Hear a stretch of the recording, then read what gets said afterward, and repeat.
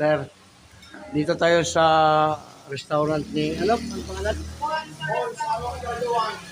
Pons Arscaldo. Ayun. Yun, oh. Puntang Iloilo, papuntang Bilya. Arevalo. Yan. Dito lang siya sa may highway. Ang dami niyang ano, yun.